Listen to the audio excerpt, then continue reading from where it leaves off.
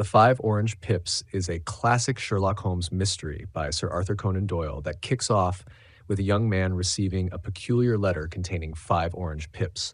His family has faced tragic fates after receiving similar messages, so he seeks Holmes's expertise to unravel the mystery. This story is packed with suspense, secretive organizations, and Holmes's sharp intellect.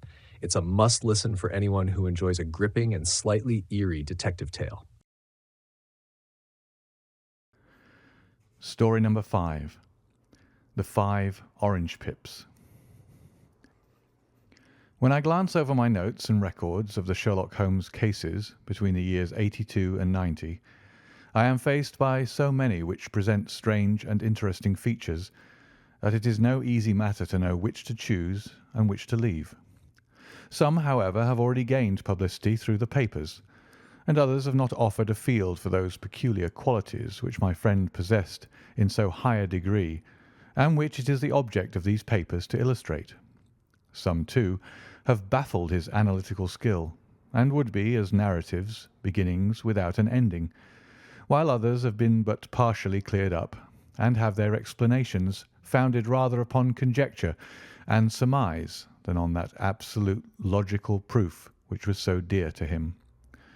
There is, however, one of these last, which was so remarkable in its details, and so startling in its results, that I am tempted to give some account of it, in spite of the fact that there are points in connection with it which never have been, and probably never will be, entirely cleared up. The year 87 furnished us with a long series of cases of greater or lesser interest, of which I retain the records.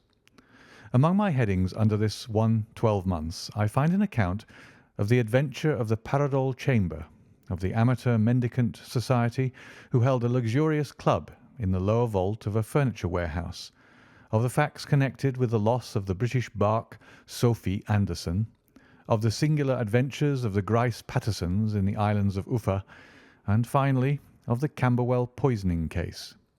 In the latter, as may be remembered, Sherlock Holmes was able, by winding up the dead man's watch, to prove that it had been wound up 2 hours before, and that therefore the deceased had gone to bed within that time, a deduction which was of the greatest importance in clearing up the case.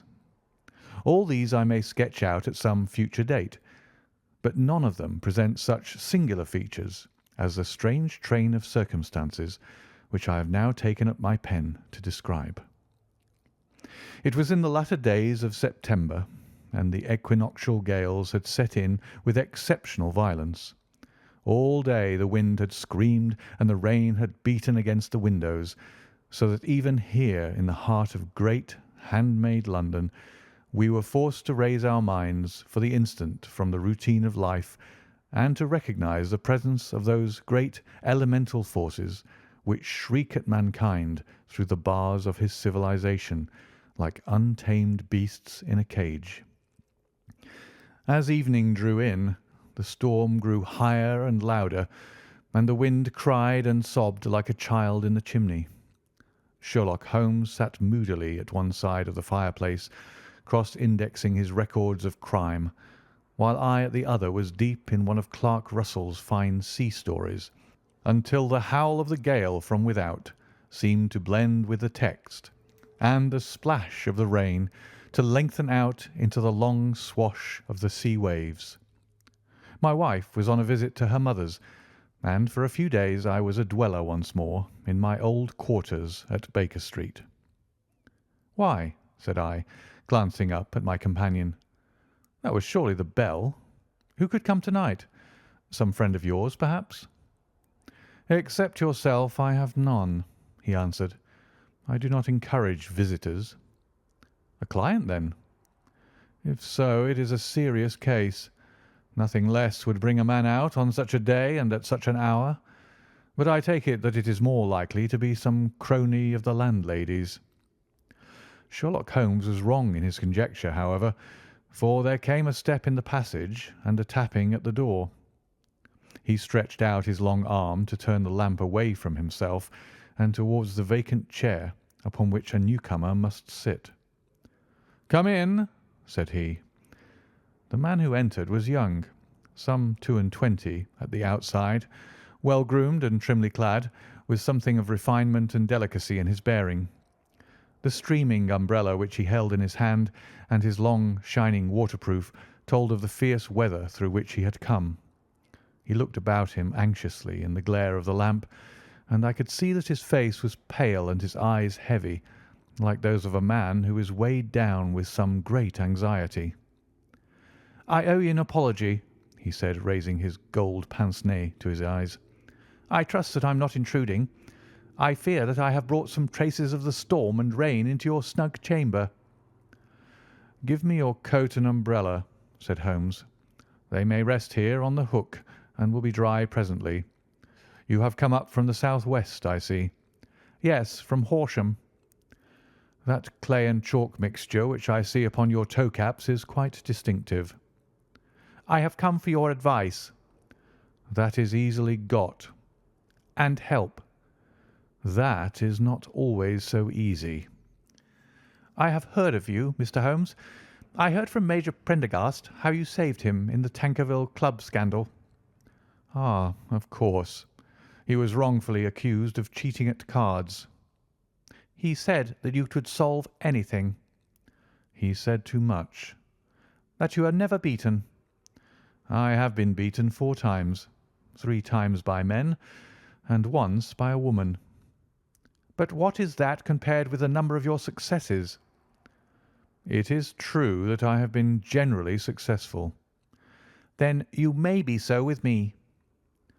"I beg that you will draw your chair up to the fire and favour me with some details as to your case."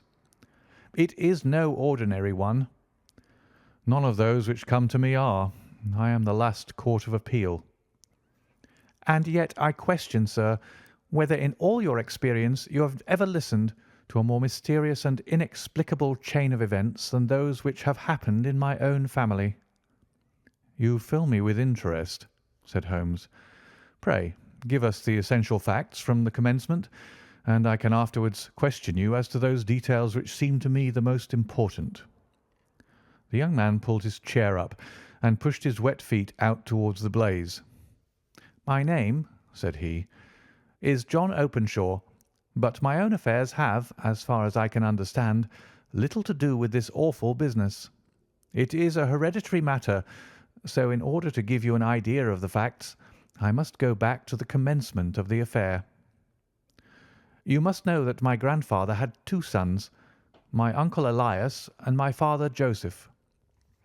My father had a small factory at Coventry, which he enlarged at the time of the invention of bicycling.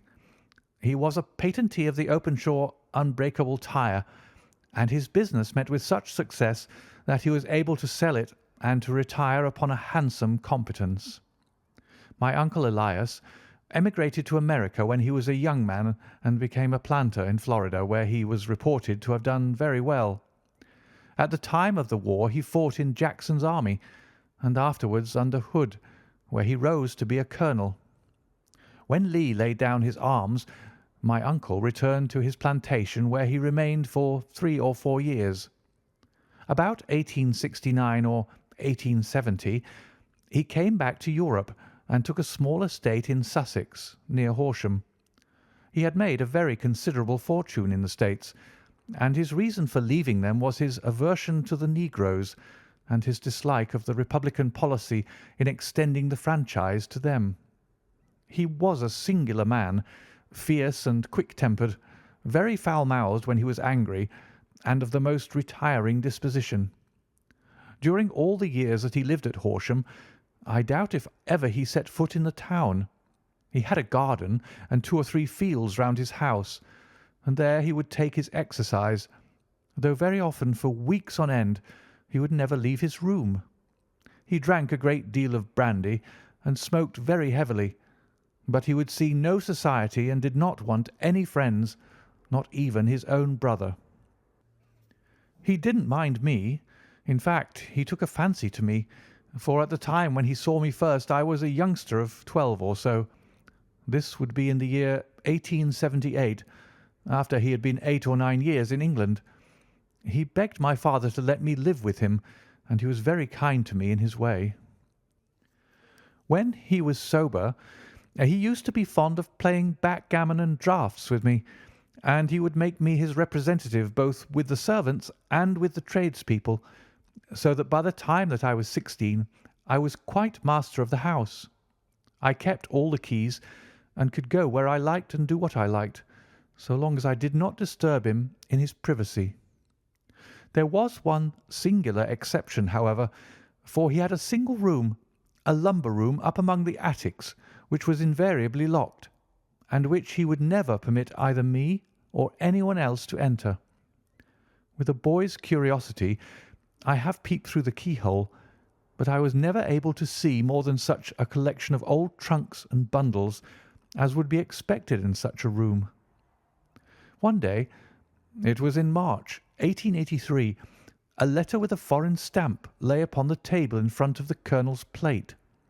It was not a common thing for him to receive letters, for his bills were all paid in ready money, and he had no friends of any sort. "From India," said he, as he took it up. "Pondicherry postmark. What can this be?" Opening it hurriedly, out there jumped 5 little dried orange pips, which pattered down upon his plate. I began to laugh at this, but the laugh was struck from my lips at the sight of his face. His lip had fallen, his eyes were protruding, his skin the colour of putty, and he glared at the envelope which he still held in his trembling hand. "K, K, K!" he shrieked, and then, my God, my sins have overtaken me." "What is it, uncle?" I cried. "Death," said he, and rising from the table, he retired to his room, leaving me palpitating with horror. I took up the envelope and saw scrawled in red ink upon the inner flap, just above the gum, the letter K 3 times repeated. There was nothing else save the 5 dried pips. What could be the reason of his overpowering terror? I left the breakfast table, and as I ascended the stair, I met him coming down with an old rusty key which must have belonged to the attic in one hand, and a small brass box, like a cash box, in the other. "They may do what they like, but I'll checkmate them still," said he with an oath. "Tell Mary that I shall want a fire in my room to-day, and send down to Fordham the Horsham lawyer." I did as he ordered, and when the lawyer arrived I was asked to step up to the room. The fire was burning brightly, and in the grate there was a mass of black fluffy ashes as of burned paper, while the brass box stood open and empty beside it. As I glanced at the box I noticed with a start that upon the lid was printed the treble K which I had read in the morning upon the envelope. "I wish you, John," said my uncle, "to witness my will.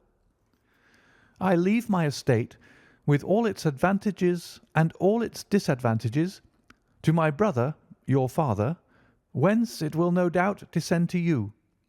If you can enjoy it in peace, well and good. If you find you cannot, take my advice, my boy, and leave it to your deadliest enemy. I am sorry to give you such a two-edged thing, but I can't say what turn things are going to take. Kindly sign the paper where Mr. Fordham shows you." I signed the paper as directed, and the lawyer took it away with him. The singular incident made, as you may think, the deepest impression upon me, and I pondered over it and turned it every way in my mind without being able to make anything of it. Yet I could not shake off the vague feeling of dread which it left behind, though the sensation grew less keen as the weeks passed, and nothing happened to disturb the usual routine of our lives. I could see a change in my uncle, however. He drank more than ever, and he was less inclined for any sort of society. Most of his time he would spend in his room, with the door locked upon the inside, but sometimes he would emerge in a sort of drunken frenzy, and would burst out of the house and tear about the garden with a revolver in his hand, screaming out that he was afraid of no man, and that he was not to be cooped up like a sheep in a pen by man or devil. When these hot fits were over, however, he would rush tumultuously in at the door and lock and bar it behind him, like a man who can brazen it out no longer against the terror which lies at the roots of his soul. At such times I have seen his face, even on a cold day, glisten with moisture, as though it were new raised from a basin. Well, to come to an end of the matter, Mr. Holmes, and not to abuse your patience, there came a night when he made one of those drunken sallies from which he never came back. We found him, when we went to search for him, face downward in a little green-scummed pool which lay at the foot of the garden. There was no sign of any violence, and the water was but 2 feet deep, so that the jury, having regard to his known eccentricity, brought in a verdict of suicide. But I, who knew how he winced from the very thought of death, had much ado to persuade myself that he had gone out of his way to meet it.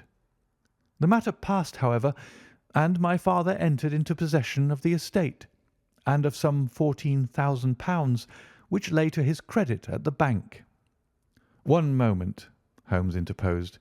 "Your statement is, I foresee, one of the most remarkable to which I have ever listened. Let me have the date of the reception by your uncle of the letter, and the date of his supposed suicide." "The letter arrived on March 10th, 1883. His death was 7 weeks later, upon the night of May 2nd. "Thank you. Pray proceed." "When my father took over the Horsham property, he, at my request, made a careful examination of the attic, which had been always locked up. We found the brass box there, although its contents had been destroyed. On the inside of the cover was a paper label with the initials of K.K.K. repeated upon it, and letters, memoranda, receipts, and a register written beneath. These, we presume, indicated the nature of the papers which had been destroyed by Colonel Openshaw. For the rest, there was nothing of much importance in the attic, save a great many scattered papers and notebooks bearing upon my uncle's life in America. Some of them were of the war time, and showed that he had done his duty well, and had borne the repute of a brave soldier. Others were of a date during the reconstruction of the Southern States, and were mostly concerned with politics, for he had evidently taken a strong part in opposing the carpet-bag politicians who had been sent down from the north. Well, it was the beginning of '84 when my father came to live at Horsham, and all went as well as possible with us until the January of '85. On the 4th day after the New Year, I heard my father give a sharp cry of surprise as we sat together at the breakfast table. There he was, sitting with a newly opened envelope in one hand and 5 dried orange pips in the outstretched palm of the other one. He had always laughed at what he called my cock and bull story about the colonel, but he looked very scared and puzzled now that the same thing had come upon himself. "Why, what on earth does this mean, John?" he stammered. My heart had turned to lead. "It is K.K.K.," said I. He looked inside the envelope. "So it is," he cried. "Here are the very letters. But what is this written above them?" "Put the papers on the sundial," I read, peeping over his shoulder. "What papers? What sundial?" he asked. "The sundial in the garden. There is no other," said I. "But the papers must be those that are destroyed." "Pooh!" said he, gripping hard at his courage. "We are in a civilized land here, and we can't have tomfoolery of this kind. Where does the thing come from?" "From Dundee," I answered, glancing at the postmark. "Some preposterous practical joke," said he. "What have I to do with sundials and papers? I shall take no notice of such nonsense." "I should certainly speak to the police," I said. "And be laughed at for my pains? Nothing of the sort." "Then let me do so." "No, I forbid you. I won't have a fuss made about such nonsense." It was in vain to argue with him, for he was a very obstinate man. I went about, however, with a heart which was full of forebodings. On the third day after the coming of the letter, my father went from home to visit an old friend of his, Major Freebody, who is in command of one of the forts upon Portsdown Hill. I was glad that he should go, for it seemed to me that he was farther from danger when he was away from home. In that, however, I was in error. Upon the second day of his absence, I received a telegram from the Major imploring me to come at once. My father had fallen over one of the deep chalk pits which abound in the neighbourhood, and was lying senseless with a shattered skull. I hurried to him, but he passed away without having ever recovered his consciousness. He had, as it appears, been returning from Fareham in the twilight, and as the country was unknown to him and the chalk pit unfenced, the jury had no hesitation in bringing in a verdict of death from accidental causes. Carefully, as I examined every fact connected with his death, I was unable to find anything which could suggest the idea of murder. There were no signs of violence, no footmarks, no robbery, no record of strangers having been seen upon the roads, and yet I need not tell you that my mind was far from at ease, and that I was well nigh certain that some foul plot had been woven round him. In this sinister way I came into my inheritance. You will ask me why I did not dispose of it. I answer because I was well convinced that our troubles were in some way dependent upon an incident in my uncle's life, and that the danger would be as pressing in one house as another. It was in January '85 that my poor father met his end, and 2 years and 8 months have elapsed since then. During that time I have lived happily at Horsham, and I had begun to hope that this curse had passed away from the family, and that it had ended with the last generation. I had begun to take comfort too soon, however. Yesterday morning the blow fell in the very shape in which it had come upon my father. The young man took from his waistcoat a crumpled envelope, and turning to the table he shook out upon it 5 little dried orange pips. "This is the envelope," he continued. "The postmark is London, Eastern Division. Within are the very words which were upon my father's last message, K, K, K. And then put the papers on the sundial." "What have you done?" asked Holmes. "Nothing." "Nothing?" "To tell the truth," he sank his face into his thin white hands, "I have felt helpless.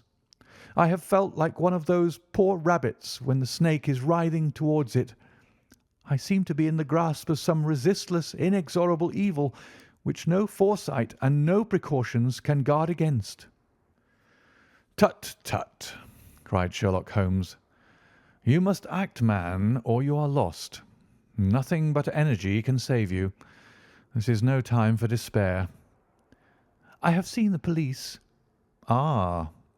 "But they listened to my story with a smile. I am convinced that the inspector has formed the opinion that the letters are all practical jokes, and that the deaths of my relations were really accidents, as the jury stated, and were not to be connected with the warnings." Holmes shook his clenched hands in the air. "Incredible imbecility!" he cried. "They have, however, allowed me a policeman, who may remain in the house with me." "Has he come with you tonight?" "No, his orders were to stay in the house." Again Holmes raved in the air. "Why did you come to me?" he cried. "And above all, why did you not come at once?" "I did not know. It was only to-day that I spoke to Major Prendergast about my troubles, and was advised by him to come to you." "It is really 2 days since you had the letter. We should have acted before this. You have no further evidence, I suppose, than that which you have placed before us? No suggestive detail which might help us?" "There is one thing," said John Openshaw. He rummaged in his coat pocket, and drawing out a piece of discoloured blue-tinted paper, he laid it out upon the table. "I have some remembrance," said he, "that on the day when my uncle burned the papers, I observed that the small unburned margins which lay amid the ashes were of this particular colour. I found this single sheet upon the floor of his room, and I am inclined to think that it may be one of the papers which has, perhaps, fluttered out from among the others, and in that way has escaped destruction. Beyond the mention of pips, I do not see that it helps us much. I think myself that it is a page from some private diary. The writing is undoubtedly my uncle's." Holmes moved the lamp, and we both bent over the sheet of paper, which showed by its ragged edge that it had indeed been torn from a book. It was headed March 1869, and beneath were the following enigmatical notices: 4th, Hudson came, same old platform. 7th, set the pips on Macaulay, Paramore, and John Swain of St. Augustine. 9th, Macaulay cleared. 10th, John Swain cleared. 12th, visited Paramore. All well. "Thank you," said Holmes, folding up the paper and returning it to our visitor. "And now you must on no account lose another instant. We cannot spare time even to discuss what you have told me. You must get home instantly and act." "What shall I do?" "There is but one thing to do. It must be done at once. You must put this piece of paper which you have shown us into the brass box which you have described. You must also put in a note to say that all the other papers were burned by your uncle, and that this is the only one which remains. You must assert that in such words as will carry conviction with them. Having done this, you must at once put the box out upon the sundial as directed. Do you understand?" "Entirely." "Do not think of revenge or anything of the sort at present. I think that we may gain that by means of the law, but we have our web to weave while theirs is already woven. The first consideration is to remove the pressing danger which threatens you. The second is to clear up the mystery and to punish the guilty parties." "I thank you," said the young man, rising and pulling on his overcoat. "You have given me fresh life and hope. I shall certainly do as you advise." "Do not lose an instant, and above all take care of yourself in the meanwhile, for I do not think that there can be a doubt that you are threatened by a very real and imminent danger. How do you go back?" "By train from Waterloo." "It is not yet 9. The streets will be crowded, so I trust that you may be in safety. And yet you cannot guard yourself too closely." "I am armed." "That is well. Tomorrow I shall set to work upon your case." "I shall see you at Horsham, then?" "No. Your secret lies in London. It is there that I shall seek it." "Then I shall call upon you in a day or in 2 days with news as to the box and the papers. I shall take your advice in every particular." He shook hands with us and took his leave. Outside the wind still screamed and the rain splashed and pattered against the windows. This strange wild story seemed to have come to us from amid the mad elements, blown in upon us like a sheet of seaweed in a gale, and now to have been reabsorbed by them once more. Sherlock Holmes sat for some time in silence, with his head sunk forward and his eyes bent upon the red glow of the fire. Then he lit his pipe, and leaning back in his chair, he watched the blue smoke rings as they chased each other up to the ceiling. "I think, Watson," he remarked at last, "that of all our cases we have had none more fantastic than this. Save perhaps the sign of 4. Well, yes, save perhaps that. And yet this John Openshaw seems to me to be walking amid even greater perils than did the Sholtos."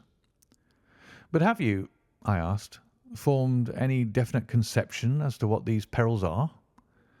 "There can be no question as to their nature," he answered. "Then what are they?" Who is this KKK, and why does he pursue this unhappy family?" Sherlock Holmes closed his eyes and placed his elbows upon the arms of his chair with his finger-tips together. "The ideal reasoner," he remarked, "would, when he had once been shown a single fact in all its bearings, deduce from it not only the chain of events which led up to it, but also all the results which would follow from it. As Cuvier could correctly describe a whole animal by the contemplation of a single bone, so the observer, who has thoroughly understood one link in a series of incidents, should be able to accurately state all the other ones, both before and after. We have not yet grasped the results which the reason alone can attain to. Problems may be solved in the study which have baffled all those who have sought a solution by the aid of their senses. To carry the art, however, to its highest pitch, it is necessary that the reasoner should be able to utilize all the facts which have come to his knowledge, and this in itself implies, as you will readily see, a possession of all knowledge, which, even in these days of free education and encyclopedias, is a somewhat rare accomplishment. It is not so impossible, however, that a man should possess all knowledge which is likely to be useful to him in his work, and this I have endeavoured in my case to do. If I remember rightly, you, on one occasion, in the early days of our friendship, defined my limits in a very precise fashion." "Yes," I answered, laughing. "It was a singular document. Philosophy, astronomy, and politics were marked at 0, I remember. Botany variable, geology profound as regards the mudstains from any region within 50 miles of town, chemistry eccentric, anatomy unsystematic, sensational literature and crime records unique, violin player, boxer, swordsman, lawyer, and self-poisoner by cocaine and tobacco. Those, I think, were the main points of my analysis." Holmes grinned at the last item. "Well," he said, "I say now, as I said then, that a man should keep his little brain attic stocked with all the furniture that he is likely to use, and the rest he can put away in the lumber room of his library, where he can get at it if he wants it. Now, for such a case as the one which has been submitted to us tonight, we need certainly to muster all our resources. Kindly hand me down the letter K of the American Encyclopedia, which stands upon the shelf beside you. Thank you. Now, let us consider the situation and see what may be deduced from it. In the first place, we may start with a strong presumption that Colonel Openshaw had some very strong reason for leaving America. Men at his time of life do not change all their habits and exchange willingly the charming climate of Florida for the lonely life of an English provincial town. His extreme love of solitude in England suggests the idea that he was in fear of someone or something, so we may assume as a working hypothesis that it was fear of someone or something which drove him from America. As to what it was he feared, we can only deduce that by considering the formidable letters which were received by himself and his successors. Did you remark the postmarks of those letters? The first was from Pondicherry, the second from Dundee, and the third from London. From East London. What do you deduce from that? They're all seaports. That the writer was on board of a ship. Excellent. We have already a clue. There can be no doubt that the strong probability, is that the writer was on board of a ship. And now let us consider another point. In the case of Pondicherry, 7 weeks elapsed between the threat and its fulfilment. In Dundee it was only some 3 or 4 days. Does that suggest anything? A greater distance to travel? But the letter had also a greater distance to come. Then I do not see the point. There is at least a presumption that the vessel in which the man or men are is a sailing ship. It looks as if they always send their singular warning or token before them when starting upon their mission. You see how quickly the deed followed the sign when it came from Dundee. If they had come from Pondicherry in a steamer, they would have arrived almost as soon as their letter. But as a matter of fact, 7 weeks elapsed. I think that those 7 weeks represented the difference between the mail boat which brought the letter and the sailing vessel which brought the writer. It is possible. More than that, it is probable. And now you see the deadly urgency of this new case, and why I urged young Openshaw to caution. The blow has always fallen at the end of the time which it would take the senders to travel the distance. But this one comes from London, and therefore we cannot count upon delay. Good God! I cried. What can it mean, this relentless persecution? The papers which Openshaw carried are obviously of vital importance to the person or persons in the sailing ship.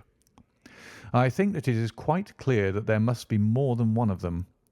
A single man could not have carried out 2 deaths in such a way as to deceive a coroner's jury.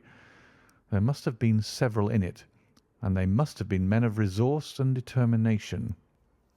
Their papers they mean to have, be the holder of them who it may.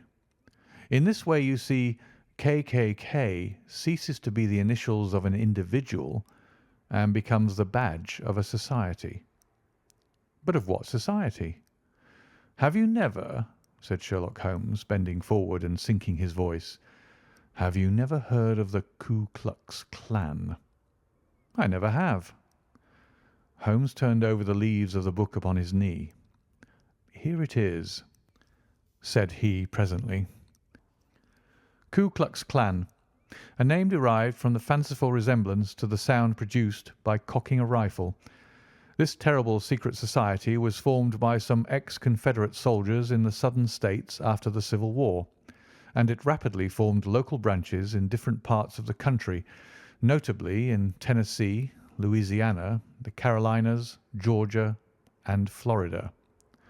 Its power was used for political purposes, principally for the terrorizing of the Negro voters and the murdering and driving from the country of those who were opposed to its views.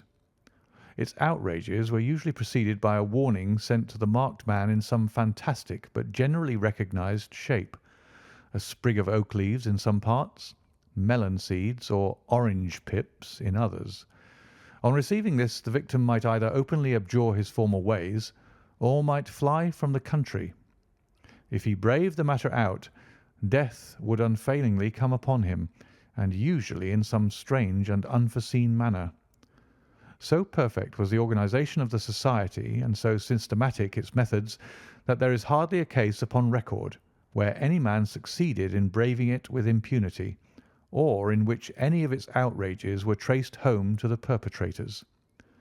For some years the organization flourished in spite of the efforts of the United States government and of the better classes of the community in the South. Eventually, in the year 1869, the movement rather suddenly collapsed, although there have been sporadic outbreaks of the same sort since that date. You will observe, said Holmes, laying down the volume, that the sudden breaking up of the society was coincident with the disappearance of Openshaw from America with their papers. It may well have been cause and effect. It is no wonder that he and his family have some of the more implacable spirits upon their track. You can understand that this register and diary may implicate some of the first men in the South, and that there may be many who will not sleep easy at night until it is recovered. Then the page we've seen is such as we might expect. It ran, if I remember right, sent the pips to A, B, and C, that is, sent the society's warning to them. Then there are successive entries that A and B cleared or left the country, and finally that C was visited with, I fear, a sinister result for C. Well, I think, Doctor, that we may let some light into this dark place, and I believe that the only chance young Openshaw has in the meantime is to do what I have told him. There is nothing more to be said or to be done to-night, so hand me over my violin, and let us try to forget for half an hour the miserable weather and the still more miserable ways of our fellow men. It had cleared in the morning, and the sun was shining with a subdued brightness through the dim veil which hangs over the great city. Sherlock Holmes was already at breakfast when I came down. "You will excuse me for not waiting for you," said he. "I have, I foresee, a very busy day before me in looking into this case of young Openshaw's." "What steps will you take?" I asked. "It will very much depend upon the results of my first inquiries. I may have to go down to Horsham after all." "You will not go there first?" "No, I shall commence with the city. Just ring the bell, and the maid will bring up your coffee." As I waited, I lifted the unopened newspaper from the table and glanced my eye over it. It rested upon a heading which sent a chill to my heart. "Holmes," I cried, "you are too late." "Ah," said he, laying down his cup. "I feared as much. How was it done?" He spoke calmly, but I could see that he was deeply moved. "My eye caught the name of Openshaw and the heading 'Tragedy near Waterloo Bridge.' Here is the account. Between 9 and 10 last night, Police Constable Cook of the H Division on duty near Waterloo Bridge heard a cry for help and a splash in the water. The night, however, was extremely dark and stormy, so that in spite of the help of several passers-by, it was quite impossible to effect a rescue. The alarm, however, was given, and by aid of the water police, the body was eventually recovered. It proved to be that of a young gentleman whose name, as it appears from an envelope which was found in his pocket, was John Openshaw, and whose residence is near Horsham.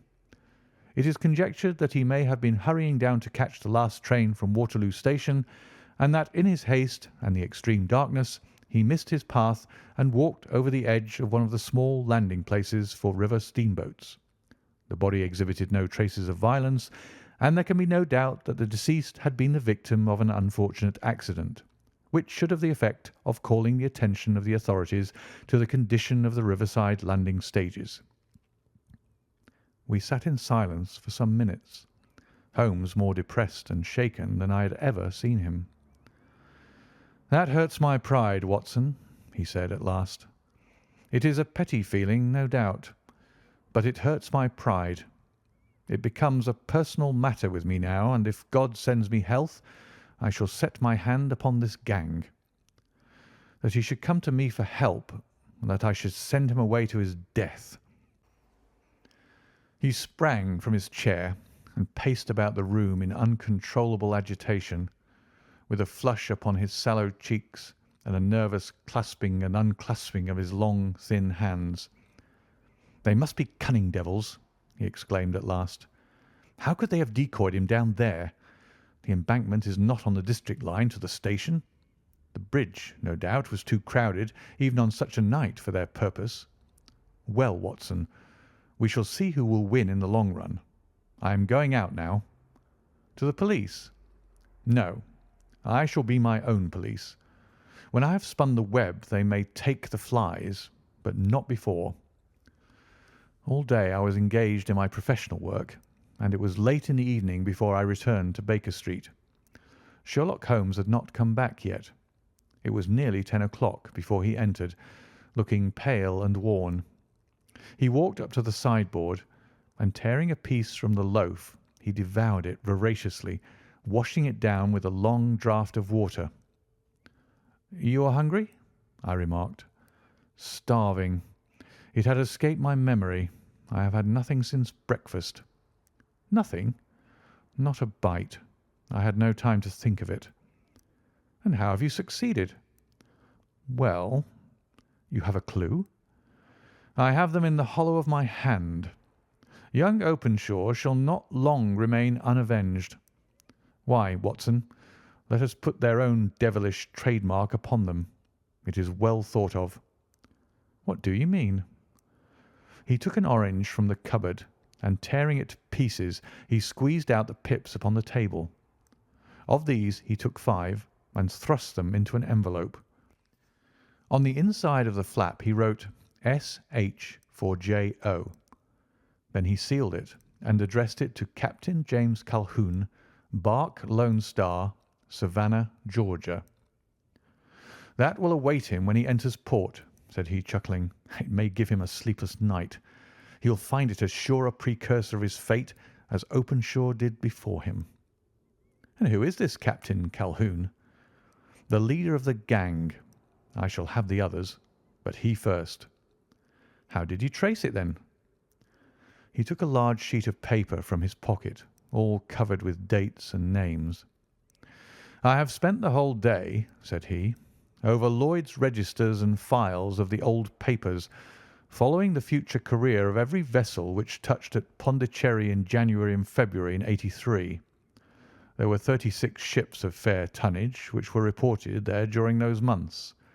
Of these, one, the Lone Star, instantly attracted my attention, since, although it was reported as having cleared from London, the name is that which is given to one of the states of the Union. Texas, I think. I was not, and am not sure which, but I knew that the ship must have an American origin." "What then?" "I searched the Dundee records, and when I found that the barque Lone Star was there in January '85, my suspicion became a certainty. I then inquired as to the vessels which lay at present in the port of London." "Yes?" "The Lone Star had arrived here last week. I went down to the Albert Dock and found that she had been taken down the river by the early tide this morning, homeward bound to Savannah. I wired to Gravesend and learned that she had passed some time ago, and as the wind is easterly, I have no doubt that she is now past the Goodwins and not very far from the Isle of Wight." "What will you do, then?" "Oh, I have my hand upon him. He and the two mates are, as I learn, the only native-born Americans in the ship. The others are Finns and Germans. I know also that they were all three away from the ship last night. I had it from the stevedore, who's been loading their cargo. By the time that their sailing ship reaches Savannah, the mailboat will have carried this letter, and the cable will have informed the police of Savannah that these three gentlemen are badly wanted here upon a charge of murder. There is ever a flaw, however, in the best laid of human plans, and the murderers of John Openshaw were never to receive the orange pips which would show them that another, as cunning and as resolute as themselves, was upon their track. Very long and very severe were the equinoctial gales that year. We waited long for news of the Lone Star of Savannah, but none ever reached us.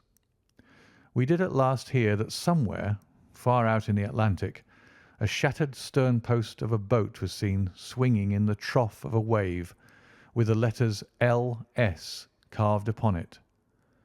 And that is all which we shall ever know of the fate of the Lone Star.